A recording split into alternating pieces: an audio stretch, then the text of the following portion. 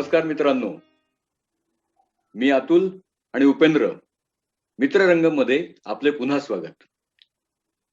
तुम्हाला माहितीच आहे की आपण आपला मित्र रमेश सावंत याच्यावर आपण गप्पा मारतो आहोत. तर त्या गप्पा अपुऱ्याच राहिल्या होत्या म्हणून आपण ते आता पुन्हा चालू करतो आहोत. तर रमेश, आपण आता गप्पांना परत सुरू करूयात. मला तुला असं विचारायचं आहे की तुझ्या ह्या असिस्टंट लेबर कमिशनर ह्या पदाच्या निमित्ताने तुला अनेक कामगार नेते किंवा कामगार संघटना यांच्यावर तुझे खूप जवळून संबंध आले असतील आणि तू त्यांना पाहिलंही असशील आणि त्या निमित्ताने काही अनुभवही तुझे फार मोलाचे असतील. तर त्या बाबतीत आम्हाला तू काय सांगशील? त्याआधी मी तुला कामगार खात्याचं आमचं काम कसं चालतंय ते थोडक्यात सांगतो की हे जे कामगार खातं आहे, लेबर डिपार्टमेंटचं जे काम आहे ते प्रामुख्याने दोन भागात विभागता येईल. एक भाग असा आहे की औद्योगिक संबंध सुस्थितीत राखणं. म्हणजे काय, तर इंडस्ट्रियल पीस, इंडस्ट्रियल डिस्प्यूट्स काही होऊ द्यायचे नाही, किंवा झालेच डिस्प्यूट तर ते रिझॉल्व्ह करायचे अॅमिकेबली. करेक्ट. तर हा एक भाग झाला. आणि दुसरा भाग जो आहे तो अंमलबजावणी म्हणजे एन्फोर्समेंट. म्हणजे काय की विविध कामगार कायदे आहेत. तुम्हाला आश्चर्य वाटेल की साधारणपणे 119 कामगार कायदे, 119 120 कामगार कायदे वेगवेगळे, अगदी प्रसूती लाभ अधिनियमापासून तर बिडी कामगारांचे, मोटार वाहन कामगारांचे कायदे, असे विविध कामगार कायदे, ते जवळजवळ 120 कामगार कायदे आहेत की ज्याची अंमलबजावणी आमच्या कामगार आयुक्तालयाकडून केली जाते. आता ती अंमलबजावणी करतो म्हणजे काय की उदाहरणार्थ एखाद्या ठिकाणी कामगारांना किमान वेतन मिळत नाही, तर तिथं जाऊन आम्ही इन्स्पेक्शन करतो आणि त्यांना कामगारांना ते किमान वेतन देणं भाग पाडतो आणि तसंच त्यांच्यावर फौजदारी स्वरूपाची कारवाई करतो. म्हणजे त्यांना कोर्टात केसेस त्यांच्यावर दाखल करून त्याच्यावर मग त्यांना दंड किंवा शिक्षा कायद्याची ही होऊ शकते. तर अशा प्रकारची अंमलबजावणी एक भाग आहे. तर असे दोन प्रकारे हे कामगार आयुक्तालय काम करत असतं. मुंबईमध्ये एक म्हणजे आता मोठे जे गिरणी कामगारांचे नेते होऊन गेले, तर त्यांच्या संघटनेबरोबर म्हणजे त्यांची संघटना त्यांच्यानंतर त्यांचे बंधू चालवत होते आणि ते बंधू जे आहेत त्यांच्याबरोबर पण असा संघर्षाचा मला अनुभव आला की मुंबईतल्या एका हॉस्पिटलमध्ये, दादरमध्ये एक हॉस्पिटल होतं आणि त्या हॉस्पिटलमधल्या कामगारांची संघटना ते चालवत होतं.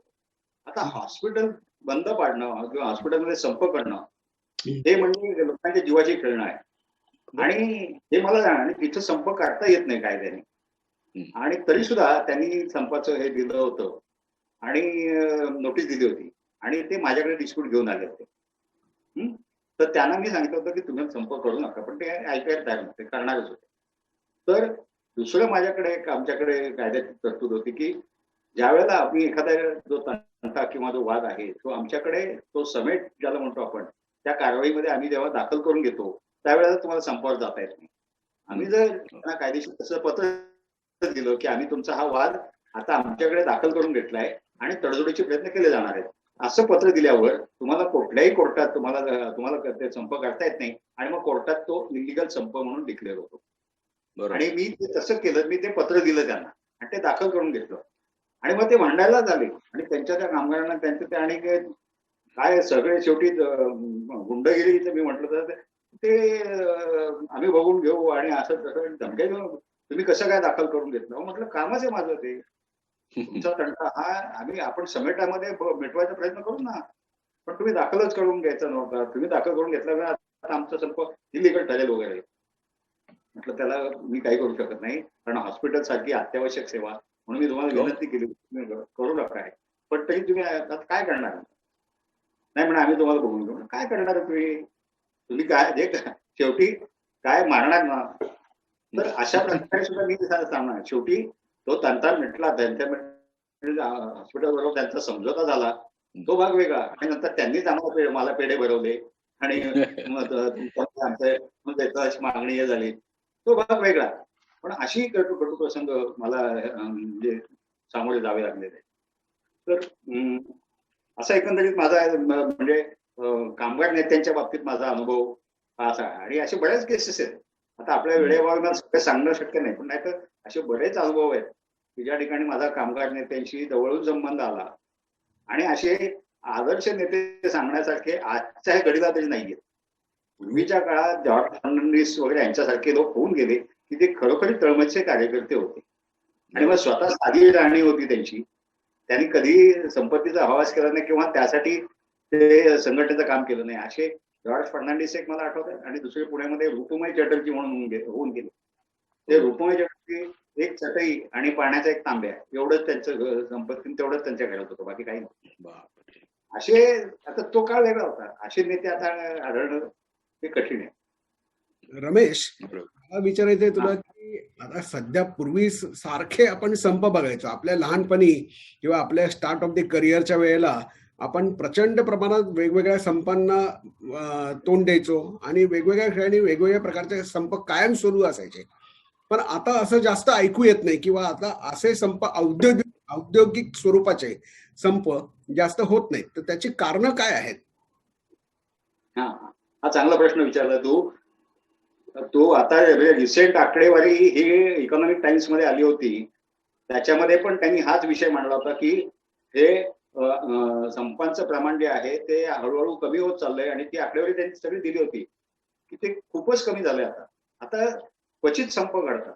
त्याची प्रामुख्याने कारणं जी येत नाही ही गेल्या 10 वर्षात जी महत्वाची कारणं, म्हणजे माझं जे विश्लेषण आहे मी सांगतो थोडक्यात, की 2-3 गोष्टी आहेत. एक, मारुती सुझुकी मध्ये एक झाला होता संप कामगारांच्या मागण्यासाठी. आणि मग तो हिंसक वळण त्याने घेतलं आणि आपल्या सगळ्यांना माहिती आहे. आणि ते हिंसक वळण घेतल्यानंतर जवळजवळ 2,500 कामगारांना कामावरून काढण्यात आलं. आणि त्या कामगारांना काहीही रिलीफ मिळाला नाही.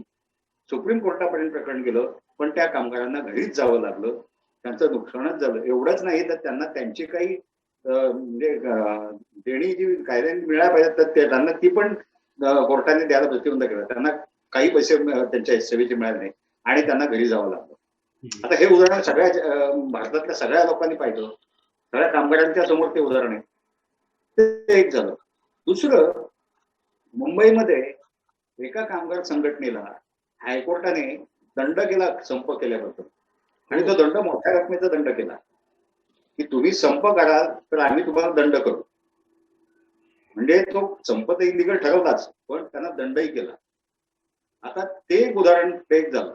आता तिसरं जे कारण आहे, तर तिसरं कारण जे आहे ते आमची जी मशिनरी आहे, आमची कामगार आयुक्तालयाची जी मशिनरी आहे विवाद सोडवण्याची, ती इफेक्टिव्हली काम करते. म्हणजे तंटा आमच्या लेव्हलला जर तो इफेक्टिव्हली सोडवला गेला तर कामगारांना पुढे संपात जाण्याची गरजच नाहीये. संप होण्यापूर्वी, जसं मी आता उदाहरण सांगितलं आधी हॉस्पिटलचं, तसं जर आधीच मिटला तर संपात त्याचा पर्याय होत नाही. म्हणजे तर ते एक आहे की इफेक्टिव्हली आमच्याकडे तंटा सोडवला जातोय. विवाद वाढण्यापूर्वीच स्टिच इन टाइम जे म्हणतात तसं ते आम्ही वेळेस त्याला हे करतो. त्याच्यावर उपाययोजना करून ते, त्यामुळे ते एक प्रभावी हे झालेलं आहे. आणि तिसरं जे आहे ते आर्थिक कारण आहे. आर्थिक कारण म्हणजे असं आहे की बदलती 91 नंतर जे ग्लोबलायझेशन झालं, अर्थव्यवस्था ओपन झाली, जागतिकीकरण झालं अर्थव्यवस्थेचं, त्यामुळे काय झालं की कर्ज ही विनासायास उपलब्ध व्हायला लागली. आता तर तुम्ही तुमचे काही हे न बघता तुम्हाला कर्ज द्यायला तयार असतात बँका. तर तशी कर्ज तुम्हाला अगदी सहजपणे मिळायला लागली की मग कन्झ्युमरिझम वाढलं. आणि मग हे जे कामगार आहेत ते अगदी कार घेण्यापर्यंत त्यांचं हे, म्हणजे टू व्हीलर तर घेतो, टू व्हीलर, कार, घर घेणं, घरामध्ये टीव्ही, मोठमोठे छान टीव्ही घेणं आणि बाकीच्या सर्व वस्तू घेणं चैनीच्या, तर ह्या सगळ्या सहज कर्ज मिळते, त्यामुळे ते घेतात. आता त्याचे हप्ते फेडणं हे अवघड होऊन बसतं. जर तुम्ही स्ट्राईक केला आणि तुमचा पगार बंद झाला तर हप्ते गेले नाही तर गाडी तुमची उचलून येणार. म्हणजे हे त्यांना माहिती आहे. त्यामुळे आता सहजासहजी कामगार तयार होत नाही किंवा मी संप केला तर मला हे सगळं समोर दिसतंय, त्याची जाणीव झाली. त्यामुळे त्या गोष्टीचा असा एक चांगला उपयोग पण झालेला आहे की कामगारांना संपाकडे कल तो कमी झाला. कारण संप केला नोकरी गेली किंवा मला पगार नाही मिळाला तर माझे हप्ते थकतील, हप्ते थकले तर ते फेडणं मला अवघड आहे. तर हे कारण आहे की त्याच्यामुळे आता कामगार संपाला तयार होत नाही. नेते म्हणतात संप करू, पण कामगार म्हणतात नको, संप नको, दुसऱ्या मार्गाने बघा काहीतरी होत आहे का. संप हे आता खूप काही वस्तू. वा, फारच छान. रमेश, म्हणजे असिस्टंट लेबर कमिशनर ह्या तुझ्या पदाचा तू लोकांसाठी खूप चांगला उपयोग केलास. त्याच्यामध्ये अनेक लोकांचे प्रश्न सोडवलेस. असंघटित कामगारांसाठी खूप काम केलंस. आता तू रिटायर झालास ह्या पदावरून, पण ह्या पदाच्या रिटायरमेंट नंतरही तू ह्या वर्गासाठी, ह्या कामगारांसाठी काही आणखीन काम करतो आहेस असं मला समजलं. तर त्याबद्दल आम्हाला थोडंसं ऐकायला आवडेल की रिटायरमेंट नंतर तू काय काय करतोयस. खरंय. 2015 नंतर, 2015 जुलैमध्ये रिटायर झालो. त्यानंतर मी हे ठरवलंच होतं की मला अशा काही ऑफर आल्या की तुम्ही सल्लागार म्हणून काम करा, आम्हाला जॉईन व्हा, आपण करूया. मग काय म्हणायचं, मॅनेजमेंटचा सल्लागार होऊन खूप काही पैसे मिळतील आणि ते त्याकडे माझा अजिबात कल नव्हता. मी जर काम करायचं झालं ना तर या अशा वर्गासाठीच काम करणार आणि ते सुद्धा पैसे न घेता मला जे काही शक्य आहे ते मी करणार, हे मी ठरवलंच होतं. हे रिटायरमेंटलाच मी ठरवलं होतं. त्याप्रमाणे अशी एक संधी मला चालून आली की तुम्हाला माहितीये की मी असंघटित क्षेत्रातल्या माथाडी कामगारांसाठी कित्येक वर्ष मी त्या बोर्डावर सचिव म्हणून काम केलेलं होतं. त्यामुळे मला त्या माथाडी कामगारांचं जवळून सगळं माहिती होतं, त्यांच्या प्रश्नांची जाण होती. आणि त्यामुळे डॉक्टर बाबा आढाव जे आहेत त्यांचे नेते, त्यांनी मला अप्रोच केलं. ते म्हणाले की दिल्लीमध्ये तिथे मंडईमध्ये, ते मंडी, सब्जी मंडी वगैरे, तिथले ज्या मंडीमध्ये काम करणारे हजारो लाखो कामगार आहेत, त्याची पिळवणूक होते. त्यांच्यासाठी आम्ही तिथे युनियन केली, संघटना केली आणि आम्ही तिथं आंदोलन उभं केलेलं आहे. आणि तिथल्या गव्हर्नमेंटने आम्हाला बोलवलेलं आहे. ते म्हणाले की तुम्ही चर्चेला या, तर तुम्ही माझ्याबरोबर दिल्लीला येता का. येतो. मग त्याच वेळेला चर्चेला गेलो आम्ही. आणि त्याच्यानंतर मुख्यमंत्री केजरीवाल त्यांनी म्हटलं की एक काम करा की तुम्ही आम्हाला महाराष्ट्रात यांच्यासाठी जो कायदा आहे तशाच धर्तीवर आम्हाला दिल्लीसाठी कायदा बनवून द्या, एक कायदा ड्राफ्ट करून द्या, म्हणजे मग आम्ही त्याच्यावर विचार करून मग तो कायदा पास करतो आणि मग तो आम्ही पुढे गव्हर्नरच्या मंजुरीला पाठवू. तर त्यानंतर मग बाबा मला म्हणाले की तुम्ही हा कायदा बनवायचं काम घ्या. चालेल. मी रात्रंदिवस बसवून महाराष्ट्रातला कायदा, कारण तसं तिथे लावणं, तिथल्या वातावरणातल्या कंडिशन वेगळ्या असल्या कारणाने हे कायदा स्वरूप बदलावं लागणार होतं. त्यामुळे तसे अनुषंगिक त्यात बदल केले आणि एक नवीन कायदा दिल्लीतल्या माथाडी कामगारांसाठी, दिल्ली स्टेटसाठी तो मी ड्राफ्ट केला. आणि तो कायदा तिथे जाऊन त्यांच्याबरोबर पुन्हा एकदा आमची दिल्लीची वारी झाली आणि मग दिल्लीला मुख्यमंत्र्यांसमोर आणि त्यांच्या अधिकाऱ्यांसमोर, इतर मंत्र्यांसमोर, कामगार मंत्री वगैरे त्यांच्यासमोर प्रेझेंटेशन केलं मी आणि तो कायदा त्यांना मी सुपूर्द केला. तो कायदा पूर्णपणे मी ड्राफ्ट केलाय, हे मला सांगायला अभिमान वाटतो. तर हे काम मी केलंय. आणि त्याच्यानंतर सुद्धा आता बरेचसे म्हणजे बांधकाम कामगार वगैरे जे आहेत तिथे काही तुम्हाला घटना आठवत असतील की बांधकाम कोसळून त्याच्यामध्ये कामगारांचे मृत्यू झाले किंवा काय, तर त्याच्यासाठी बांधकाम कामगारांसाठी काम करणाऱ्या संघटना आहेत.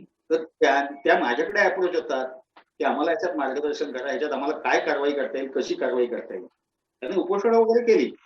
मी त्यांना पूर्णपणे जाऊन कायद्यातली कलमं आणि हे सगळं त्यांना स्वतः सगळं लिहून दिलं की हे याच्यामध्ये हे ब्रीच झालेले आहेत, याच्यानुसार कारवाई करण्याची तुम्ही मागणी करा आणि याच्याप्रमाणे कारवाई होणं आवश्यक आहे.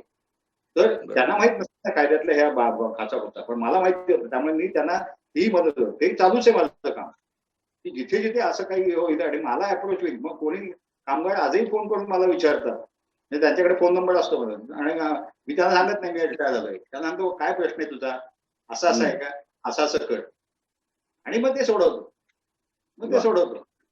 असं ते माझं कार्य चालूच आहे. छान छान. आणि मग आपल्या मित्रांना पण मी या संदर्भामध्ये म्हणजे माझी सेवा चालूच आहे की माझ्या अनुभवाचा फायदा मी करून देतोय आपल्या बऱ्याच मित्रांना त्यांच्याकडे त्यांच्याकडे आस्थापना आहेत, त्यांच्या एस्टॅब्लिशमेंट आहेत, तिथं कामगार कार्यासंदर्भात, प्रॉव्हिडंट फंड संदर्भात काही त्यांना मार्गदर्शन ते मी त्यांना पुरवतच असतो. माझ्याकडे मित्र येतात त्यांना पण मी सल्ला देणं आणि त्यांना योग्य मार्ग दाखवणं, कारण कायद्याचं ज्ञान सगळ्यांना असत नाही. मग ते माझं ज्ञान मी त्यांना त्यांच्यापर्यंत पोहोचवणं, त्यांना मदत करणं, हे माझं काम चालूच आहे. पैशासाठी आता काही करायचं नाही.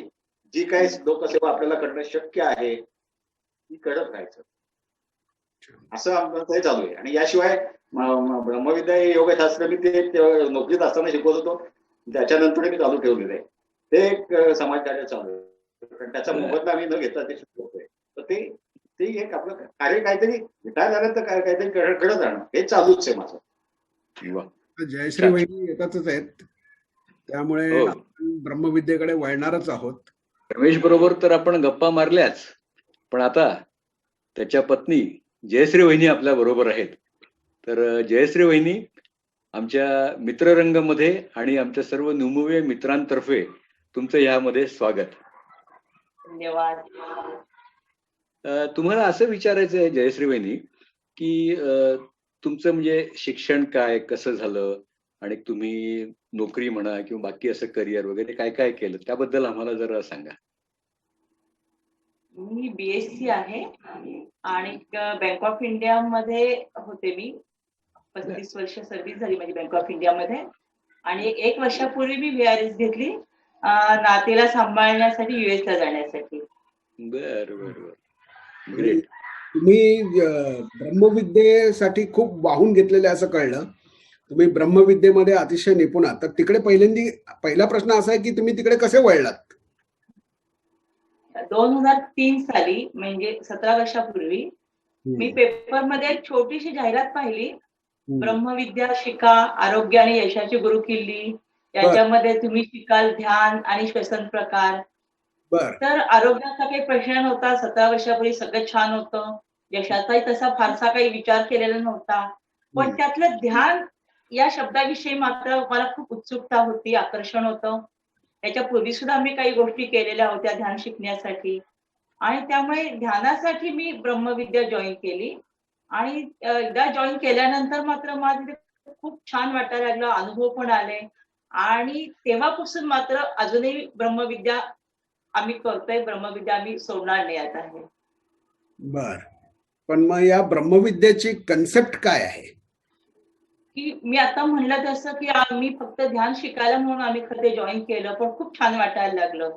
तर पहा की आपण सगळेजण काहीतरी करत असतो छान वाटण्यासाठी, आनंद मिळवण्यासाठी किंवा आरोग्यासाठी. माझ्या काही आजार आपले अनुवंशिक आहेत, ते मी कितीही केलं ते होणारच असं आपण मान्य करतो. किंवा काही ज्या गोष्टी आपल्याला मिळवायच्या असतात, यश मिळवायचं असतं, ते मिळवण्यामध्ये कधी आपण म्हणतो कधी माझे प्रयत्न कमी पडले, किंवा व्यक्तीला परिस्थितीला आपण ब्लेम करतो. आणि कोणीच जर का ब्लेम करायला नसेल तर आपण म्हणतो माझ्या नशिबातच नव्हतं म्हणून. आणि इथेच ब्रह्मविद्येचा उपयोग होतो. ब्रह्मविद्या आपल्याला सांगते की जे काही तुम्हाला हवं आहे ते तुम्ही मिळवू शकता, आणि तुम्हाला जे काही मिळवायचंय ते मिळवण्याच्या सगळ्या क्षमता तुमच्यामध्ये आहेत, प्रत्येकामध्ये आहेत. आणि या 2 क्षमता ज्या काही आहेत त्या अगदी मूलभूत क्षमता आहेत. तुमचा श्वास आणि तुमचा विचार. आपण श्वास नेहमीच घेत असतो, विचारही करत असतो, पण या 2 क्षमतांवरच आपल्याला जे काही मिळवायचं आहे ते अवलंबून आहे. आणि ब्रह्मविद्येमध्ये या 2 मुख्य गोष्टी ज्या आहेत आपल्या सगळ्यांच्या जीवनातल्या, त्याच आपण योग्य करायला शिकतो, आपला श्वास आणि आपला विचार. तर विचारांसाठी इथं आपण ध्यानाची विशिष्ट पद्धत शिकतो, आणि श्वासासाठी प्राणायाम आणि 8 आध्यात्मिक श्वसन प्रकार आपण शिकतो. 8 आध्यात्मिक श्वसन प्रकार म्हटलेला आहे की आपले सगळे श्वसन प्रकार जे आहेत ते शक्तीशी निगडित आहेत.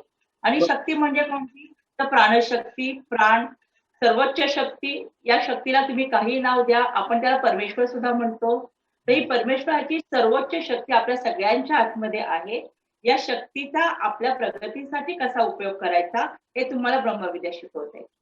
आणि मग ब्रह्मविद्येच्या साधना आणि सरावामुळे फक्त 20-20 मिनिटं तुम्ही हा सराव केला तर आपोआपच तुम्हाला सगळ्या गोष्टींमध्ये यश मिळतं. मग ते आरोग्य असू देत किंवा भौतिक प्रगती असू देत.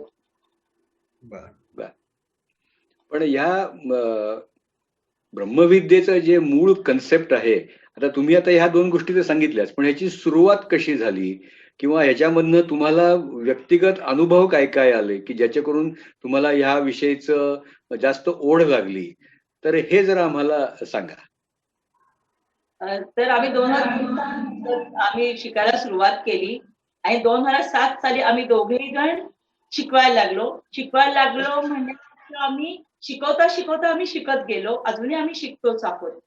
तर हा ब्रह्मविद्येचा अभ्यासक्रम जो आहे आपला, तो प्राथमिकचा आहे 22 आठवड्यांचा, त्याच्यानंतरचा प्रगतचा अभ्यासक्रम आहे 104 आठवड्यांचा आणि त्याच्यानंतरचा प्रदीपक म्हणजे टीचर्स ट्रेनिंग म्हणलं तसं तो 96 आठवड्यांचा आहे. हे जवळजवळ 4.5 आठवड्यांचा अभ्यासक्रम आहे आणि या 4.5 वर्षाचा आणि याच्यानंतर परत शिक्षक होण्यासाठी वेगळी कार्यशाळा असते. तर आम्हाला आधी कसं वाटलंही नव्हतं आपण शिक्षक होऊ किंवा शिकवायला लागू असं हे, पण काय रे तिथे गेल्यानंतर खूप छान वाटायला लागलं आणि अनुभव म्हणजे की घरामध्ये जे काही मुख्य युद्ध खरं सगळं आपल्या सगळ्यांच्याच घरामध्ये युद्ध असतं.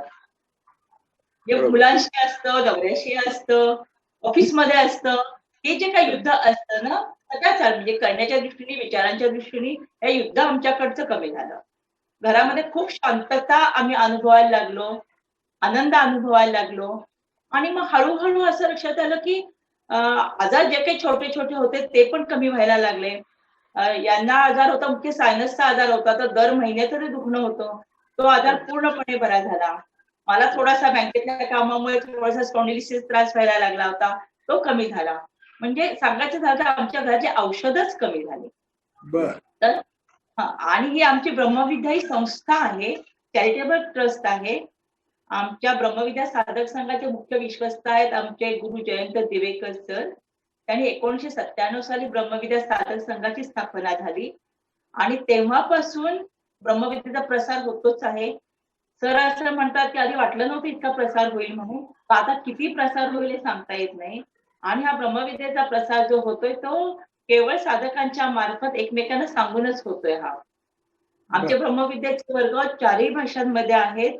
मुख्य भाषा आपल्या मराठी, हिंदी, इंग्लिश आणि गुजराती या भाषांमध्ये आपले वर्ग महाराष्ट्रामध्ये सगळ्या प्रमुख शहरांमध्ये घेतले जातात. त्याचप्रमाणे 5 दिवसांची आपली शिबिर पण असतात. क्लासरूम वर्ग आपल्या या पॅन्डेमिकच्या आधी क्लासरूम वर्गच होते, पण आता मात्र आपले सगळे ऑनलाईन वर्ग सुरू आहेत आणि त्याच्यामुळे जगातून म्हणजे वेगळ्या वेगळ्या देशातून आपले ब्रह्मविद्येचे वर्ग आता जॉईन केलेले आहेत. छान. मला एक प्रश्न तुम्हाला विचारायचा आहे की ब्रह्मविद्येचा जो एक प्रकार आहे आणि प्राणायाम किंवा योगा, तर प्राणायाम बेसिकली आपण घेऊ, कारण प्राणायाम हा श्वासासाठी आहे आणि ब्रह्मविद्या सुद्धा श्वासावरती आहे. या दोन्हीमध्ये काय फरक आहे? कन्सेप्च्युअल काही डिफरन्स आहे का, काय कसं काय? नाही, आता मी थोडंसं सांगतो याच्यामध्ये की ब्रह्मविद्येची जी पद्धत आहे, आता प्राणायाम हा वेगवेगळ्या योगशास्त्रात शिकवला जातो, बरोबर, पण ब्रह्मविद्येचा प्राणायाम जो आहे तो अतिशय शास्त्रोक्त असं मी म्हणेन, कारण त्याच्यामध्ये विशिष्ट तंत्र जी वापरलेली आहेत ती दुसऱ्या कुठल्याही याच्यात ती आढळत नाही. त्याच्यातलं मुख्य तंत्र म्हणजे असं आहे की जास्तीत जास्त प्राणशक्ती आणि प्राणवायू शरीरात कसा येईल ते करण्यासाठी विशिष्ट पद्धतीने श्वास घेणं आवश्यक आहे. ते विशिष्ट पद्धतीने श्वास घेण्याचं तंत्र फक्त ब्रह्मविद्येच्या प्राणायामामध्ये आहे. ही एक बाब झाली. आणि दुसरी बाब जी आहे त्याच्यामध्ये एक प्रमाण घालून दिलेलं आहे. प्राणायामामध्ये पूरक, कुंभक आणि रेचक असतो, म्हणजे श्वास घेणं, धरून ठेवणं आणि सोडणं. तर ही क्रिया जी आहे ती विशिष्ट प्रमाणात करण्याची जी पद्धत आहे ती फक्त ब्रह्मविद्येच्या प्राणायामामध्ये आहे, इतर प्राणायामात नाहीये. हा मूलभूत फरक हा इतर प्राणायामामध्ये आणि ब्रह्मविद्येच्या प्राणायामामध्ये आहे आणि म्हणून मी ब्रह्मविद्येचा प्राणायाम हा जास्त शास्त्रोक्त असं म्हणेन. त्याचं कारण असं आहे की ब्रह्मविद्या ही जी मूलभूत विकसित केली गेली ती 1200 वर्षापूर्वी गुरु पद्मसंभव म्हणून नालंदा विद्यापीठाचे योग आणि तत्वज्ञान विभागाचे प्रमुख होते. त्यांनी अनेक वर्षे प्रयोग करून, अनेक वर्ष त्याच्यावर रिसर्च करून ही पद्धत डेव्हलप केली आहे. म्हणून ती प्रमाण ठरवण्याचं त्यांनी म्हणजे अनेक प्रयोगानंतर ते प्रमाण ठरवलेलं आहे. त्यामुळे त्याला काहीतरी बेस आहे. आणि ती जी काही विशिष्ट प्रमाणात करायचा जो प्राणायाम आहे तो इतर कुठल्याही प्राणायामाच्या पद्धतीत मला आढळत नाही. म्हणून हा मुख्य फरक जो ब्रह्मविद्येतल्या प्राणायामामध्ये आणि इतर प्राणायामामध्ये आहे आणि तो शास्त्रोक्त आहे असं मी म्हणेन. फार छान सांगितलंस रमेश तू. मला आणि फक्त प्राणायाम नाही तर आपण श्वसन प्रकारही करतो. आपल्याला साधारणपणे सगळ्यांना प्राणायाम म्हणजे काय, फक्त नाकातून हवा घ्यायची आणि सोडायची एवढंच फक्त माहिती आहे. ब्रह्मविद्येमध्ये आणखीन श्वसन प्रकार आपण शिकतो, श्वसनाचे प्रकार आहेत. मला असा प्रश्न विचारायचा आहे तुम्हाला, कोणी उत्तर द्या, की ब्रह्मविद्या हे कोणीही शिकवू शकतं का? समजा मी आता ब्रह्मविद्येचा बेसिक कोर्स केला तर मी शिकवू शकतो का सोसायटीतल्या 5-10 लोकांना? नाही, ब्रह्मविद्याचा शिक्षक म्हणजे अगदी ताऊन सुलापून म्हणतो आपण तसा शिक्षक तयार होतो. कारण हा पूर्ण 4.5 वर्षांचा जो का अभ्यासक्रम आहे तो झाल्यानंतर शिक्षक होण्यासाठी वेगळी कार्यशाळा होते. त्या कार्यशाळेमध्ये 2-3 वेळा परीक्षा घेतल्या जातात. त्याच्यामध्ये सुद्धा परत प्राथमिकचे वर्ग करायचं असं आहे आता. आणि हे सगळं झाल्यानंतर परीक्षा देऊन दिवेकर सर यांची निवड करतात. त्यामुळे आता ब्रह्मविद्येचा शिक्षक व्हायला म्हणजे कमीत कमी 7-8 वर्ष तरी लागतील. आणि इथे मला एक मुख्य मुद्दा सांगायचा आहे तो म्हणजे हा की ब्रह्मविद्येचे सगळे शिक्षक विनामूल्य सेवा देतात. कोणीही मोबदल्यासाठी इथं शिकवत नाही. साधक संघाकडून कोणीही शिक्षक काही मोबदला न घेता आपली सेवा देतात. हा मुख्य मुद्दा. मग तुम्ही विचाराल की फी घेतली जाते ती कशासाठी? तर ती एका चांगल्या कार्यासाठी म्हणजे ब्रह्मविद्येचा प्रसार करण्यासाठी वापरली जाते आणि म्हणून ते देणगी शुल्क असं त्याला आम्ही म्हणतो ते घेतलं जातं. छान माहिती सांगितली. संजीव, तुझे आपल्या या मित्ररंग प्रोग्राम मध्ये स्वागत आहे. आणि आता आमच्या गप्पा या जयश्री वहिनी आणि रमेश सावंत यांच्याबरोबर फार छान रंगल्या आहेत. ब्रह्मविद्येबद्दल त्या खूप डिटेलमध्ये सांगतायत. तुलाही ब्रह्मविद्येचा खूप अनुभव आहे, तर त्याच्याबद्दल तुझं मत आणि तुझा अनुभव जाणून घ्यायचे. उपेंद्र, तुझ्या प्रश्नाचं उत्तर द्यायचं झालं तर मी सांगेन की ब्रह्मविद्येचं सार हे याच्यातच आहे की तुम्ही तुमचा श्वास कसा सुधाराल. आता हे म्हणलं तर लोक हसतील, ते म्हणतील याच्यात काय सुधारणार, मी व्यायाम केला माझे बायसेप्स वाढले, मी श्वास काय सुधारणार आहे. तेच तर गंमत आहे. त्याच्यासाठीच तर ते ब्रह्मविद्येचं आपण जेव्हा जॉईन करतो आणि आध्यात्मिक श्वसन सुरू करतो तेव्हा आपल्या लक्षात येतं की आपला ऑक्सिजन इंटेक वाढायला लागतोय. आता हा शब्द तर आता इतका कॉमन झाला आहे कोविड आणि ऑक्सिमीटरमुळे की ऑक्सिजन इंटेक वाढवा, याच्याबद्दल मला काही वेगळं सांगायलाच नकोय. सो पण त्याच्यासाठी मेथड काय ही कोणालाही कळत नाही, कारण माहितीच नसते. आणि असे अनेक प्रकार आहेत की ज्याच्यामधनं ही वाढू शकते, हे मान्य आहे. हल्ली योगाचे अनेक प्रकार आहेत, त्यातनही फायदा होतो, हेही मान्य आहे. पण हा अगदी बेसिक कोर्स आहे की ज्याच्यामध्ये तुमचं श्वासही सुधारणा होऊ शकते, त्याच्यामुळे ऑक्सिजन इंटेकही वाढतो, त्याच्यामुळे बरेचसे रोगही कमी होतात. आणि दुसरं, विचारांच्यासाठी पण इथे बऱ्याच काही गोष्टी दिलेल्या आहेत की ज्याच्यामुळे तुमचे हळूहळू विचार बदलायला लागतात, जाणीव बदलायला लागते. मला आठवतं आपण शाळेत असताना मी लोकमान्य नगरमध्ये राहायचो आणि संजय रोकडे माझ्याकडे नेहमी यायचं. तर एकदा आम्ही रामकृष्ण परमहंसचा आश्रम आमच्या घराच्या मागे होता, तर तिथे गेलो होतो. तर आम्हाला ती लोक म्हणली शांत बसा, इथं ध्यान चालू आहे. लायब्ररीत गेलो, लायब्ररीत ते शांत बसत, ती कारण लोक ध्यान करतायत. सो त्याच्यामुळे माझी एक ध्यानाची उत्सुकता निर्माण झाली होती आणि मी खूप प्रयत्न केला. घरी आल्यानंतर हटके ध्यान करायचं, मग मी तिथनं पुस्तकं आणायचो. स्वामी विवेकानंदांची बरीच पुस्तकं मी वाचली, त्या लायब्ररीचा मला खूप उपयोग झाला. पण ध्यान काही करता आलं नाही. आणि मग जेव्हा ब्रह्मविद्येचा कोर्स केला तेव्हा लक्षात आलं की ह्याच्यामध्ये नुसतं ध्यान कसं करायचं हे सांगत नाहीये, त्याचे टप्प्याटप्प्याने प्रवास पण त्यांनी कसा करायचा हे दाखवलेलं आहे. त्याच्या जोडीला आपले विचार हळूहळू बदलायला लागतात हे माझ्या लक्षात आलं. तर ऑलमोस्ट 2005ला मी पहिला कोर्स केला. ते जवळजवळ पुढे 5 वर्ष मी कंटिन्युअस करत होतो. मग त्याच्यानंतर एक 4-5 वर्षाची ब्रेक झाली आणि मग जयश्री मॅडमच्यामुळे, आम्ही त्यांना मॅडम म्हणतो कारण ती त्यांचं हक्क आहे, शी इज अ गुड टीचर. आता रमेश सरांना आम्ही इतर वेळी तर गुरुजीच म्हणतो, म्हणजे ते आहेतच गुरुजी. तर या दोघांचं खरोखर त्यांच्यामुळे मी आणखीन मग पुढे मला चाल मिळाली. ओके. याच्यामुळे म्हणजे श्वास, विचार आणि ध्यान करायची पद्धत आणि ध्यानामध्ये दुसरे कुठलेही विचार मनामध्ये येऊन न देणे, हे बेसिकली साध्य झालं असं तुला म्हणता येईल? हा, म्हणजे मी साध्य झालं असं म्हणणार नाही, कारण माझ्यासमोर 2 टीचर आहेत, ते लगेच माझा कान उपटतील की कसं काय साध्य झालं. हाच विचार कसा तू केला चुकीचा. त्यामुळे मी त्या मार्गावरती आहे. बरोबर. आणि मी खरं सांगू का, ब्रह्मविद्येचा मला जेव्हा मी ऍडव्हान्स कोर्स करतोय तेव्हा मला सगळ्यात जास्त आवडलेला बेनिफिट असा आहे की मी करतोय हे जे आहे ना, हे सगळं विरघळून गेलं माझं त्याच्यात. मी काहीच केलं नाही, म्हणजे माझ्याकडनं काही झालंय तर ते परमेश्वर करून घेतोय. मी लहान असताना मला त्याच्यावरून आठवतंय, आपल्याबरोबर अभय ठोंबरे होता आणि त्याचे वडील आमच्याकडे नेहमी असे, कारण मी त्याचा मामा आहे बाय रिलेशन, आणि त्याच्या वडिलांनी आम्हाला खूप मदत केली.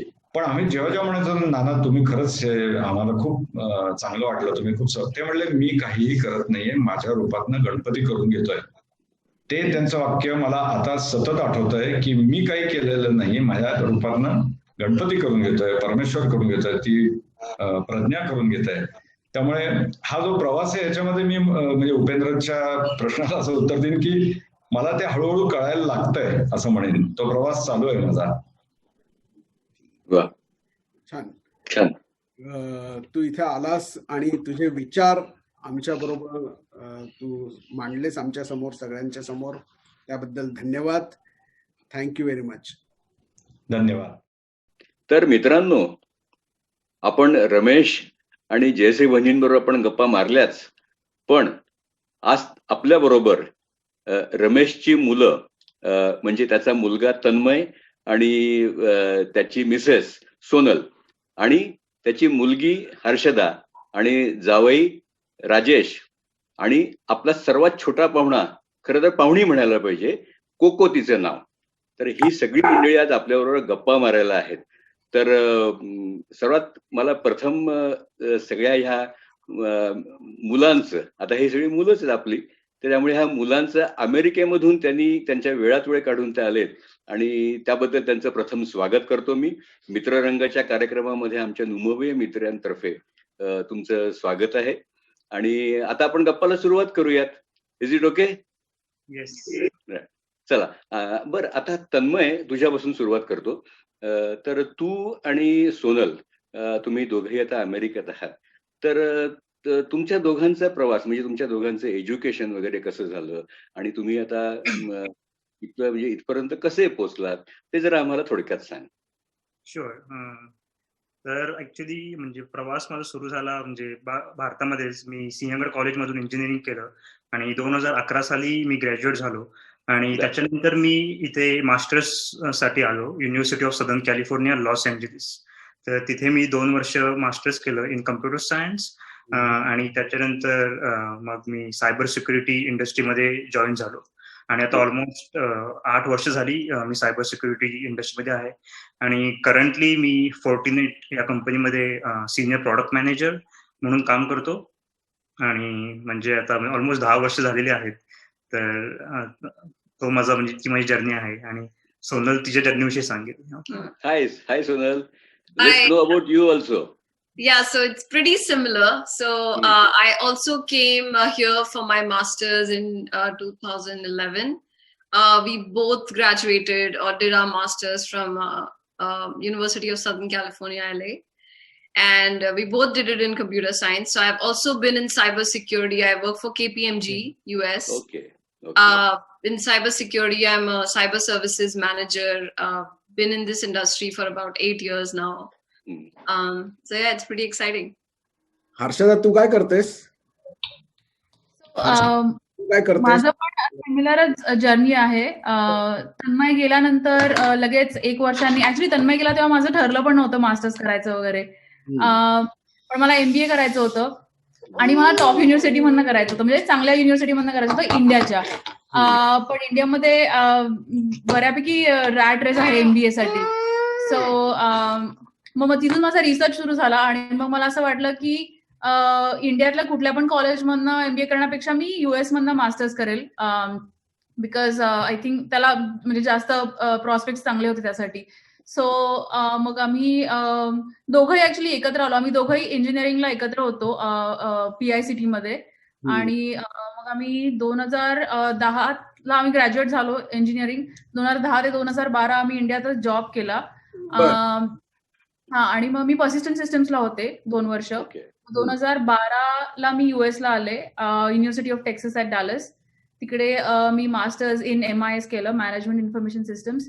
आणि 2014ला मी वॉलमार्ट ई-कॉमर्स जॉईन केली कंपनी, आणि सिन्स देन मी वॉलमार्टमध्येच आहे. मी पण प्रोडक्ट मॅनेजर आहे वॉलमार्टमध्ये, आणि या अजूनही तिथेच आहे. आणि मग राजेश काय करतो?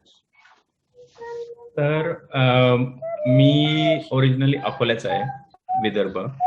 आणि मी 12वी पर्यंत अकोल्यालाच केलं सगळं एज्युकेशन, आणि मग 2006 मध्ये पुण्याला आलो PICTला.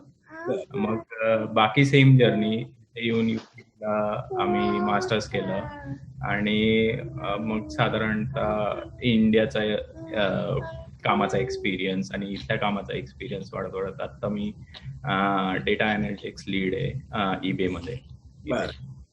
Very good. Both the couples have love marriages? Yes. Very good.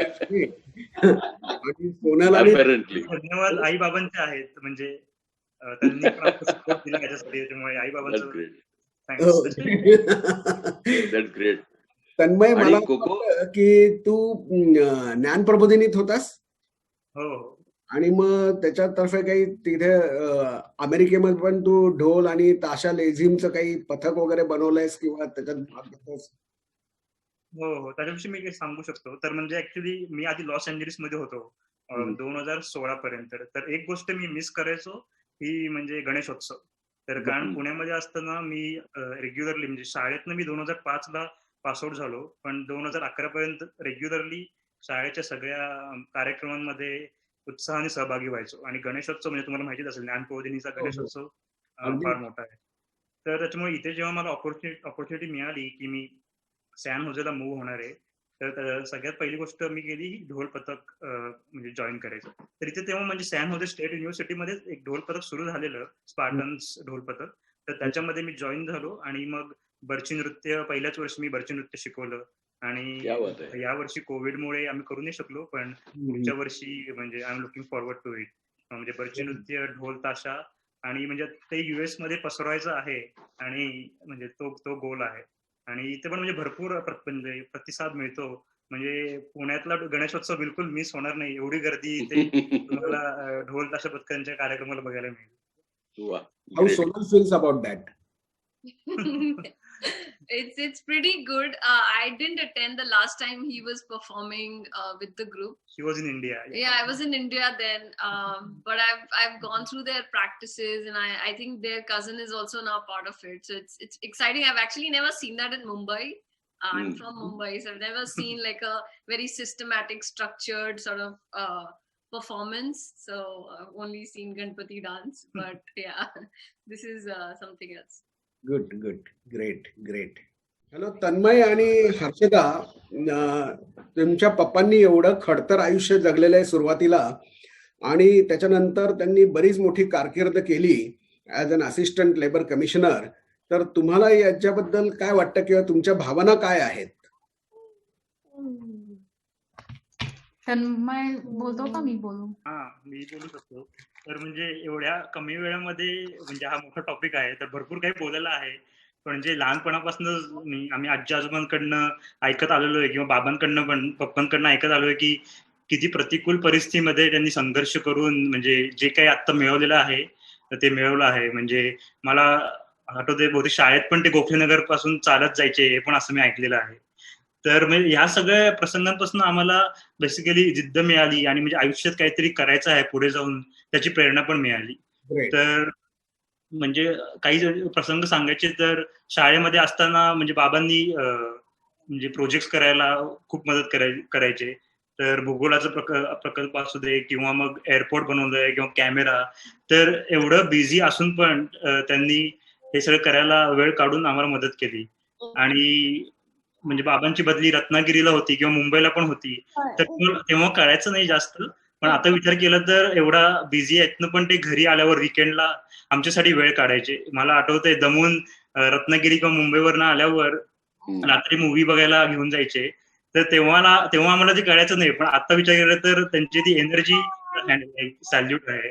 तर त्यातून मला बरंच काही शिकायला मिळालं. आणि हे सगळं आहेच, प्लस वाचनाची आवड. तर बाबांना वाचनाची फार आवड आहे, तर लहानपणापासून त्यांनी आम्हाला पण वाचनाची सवय लावली आणि त्याचा फायदा आता आम्हाला दिसतोय. तर म्हणजे ते पण एक गोष्ट आहे. आणि you would like to share something? हो, अर्थातच. म्हणजे मला असं वाटतं की he was always ahead of his time. म्हणजे त्यांना खूप पूर्वीपासून ना टेक्नॉलॉजीची वगैरे खूप आवड होती.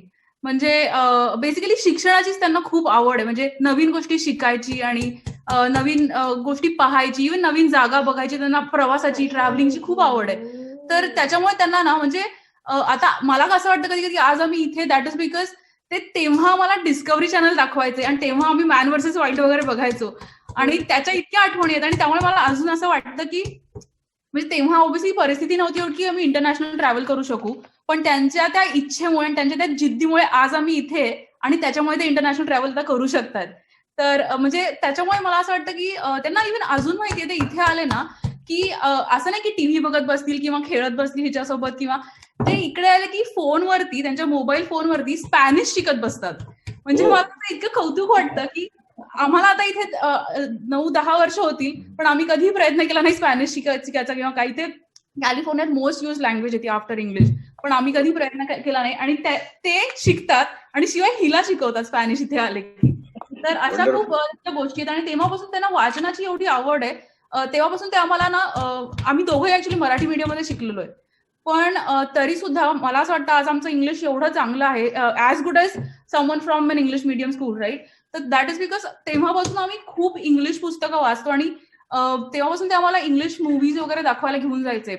आय गेस त्यांना ते असं खूप अगेन आवड असल्यामुळे ना त्यांनी आमच्यावर अशा गोष्टी इनडायरेक्टली आम्हाला या गोष्टी खूप या गोष्टींचे संस्कार दिले. नवीन गोष्टी शिकणं, सॉरी अबाउट दॅट, नाही, डोंट वरी, किंवा नवीन स्किल शिकणं आणि टेक्नॉलॉजीची आवड वगैरे. अजूनही त्यांना शॉपिंग मध्ये, कपड्यांमध्ये इंटरेस्ट नसतो. त्यांना असे वेगवेगळे इंटरेस्टिंग, कधी कधी युजलेस गॅजेट्स मध्ये त्यांना जास्त इंटरेस्ट असतो. ग्रेट, छान. म्हणजे ही बाब पण आम्हाला आत्ताच कळली की रमेश स्पॅनिश शिकतोय. हे आम्हाला नवीनच आहे. That's great thing. Okay Sonal, I am coming to you. I think you are associated with some project of United Nations, One Young World or something of that sort. Can you please explain in brief what it is about? Yeah, sure. So it's basically a not-for-profit organization. It's UK based, but it has global presence. It's a subsidiary of United Nations. It's curated to provide a global platform for all young entrepreneurs, right? So under the age of 35.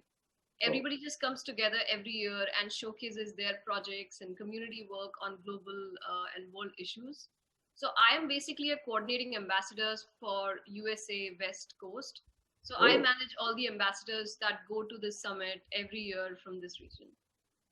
Wonderful. How could you associate yourself with this project? So yeah, so my company, my employer KPMG is a big advocate of it. So they actually send ambassadors every year. And I was one of them 3 years ago, but now I am part of One Young World as their coordinator. So I've been in this role for about 3 years now. Great. तर मित्रांनो, आज आपण रमेश सावंत, जयश्री वहिनी आणि त्यांची 2 मुलं तन्मय आणि हर्षदा, आपण यांच्याबरोबर गप्पा मारल्या, सगळ्यांबरोबर आदर गप्पा मारल्या आणि फार अप्रतिम गप्पा झाल्या. म्हणजे रमेशच्या आयुष्याची एक वेगळी बाजू आपल्याला पाहायला मिळाली, त्याच्या यशाची एक वेगळी बाजू, आणि त्यांनी जो घडवलेला त्याचा सगळा संसार आहे, एवढी मुलं मोठ्या पोस्टवरती आहेत. तर हा सगळा प्रवास फारच आपल्याला प्रेरणादायक आहे. तर तेव्हा आपण ह्या सगळ्या मित्रांबरोबर आपण गप्पा मारणारच आहोत, ह्याच्या पुढे आपल्याला मारायच्याच आहेत. पण आता आपण हा भाग आपल्या पुरता आज इथे आपण संपवतो आहोत आणि आपण परत एकदा भेटणारच आहोत. पण तत्पूर्वी एक मला आपलं प्रेमाचं रिमाइंडर आहे तुम्हाला, की आपला जो मित्ररंग चॅनल आहे त्याला तुम्ही शेअर करा, सबस्क्राईब करा, लाईक करा आणि आपण ह्या गप्पांचा आनंद नेहमीप्रमाणे अविरत घेत राहूयात. नमस्कार. नमस्कार.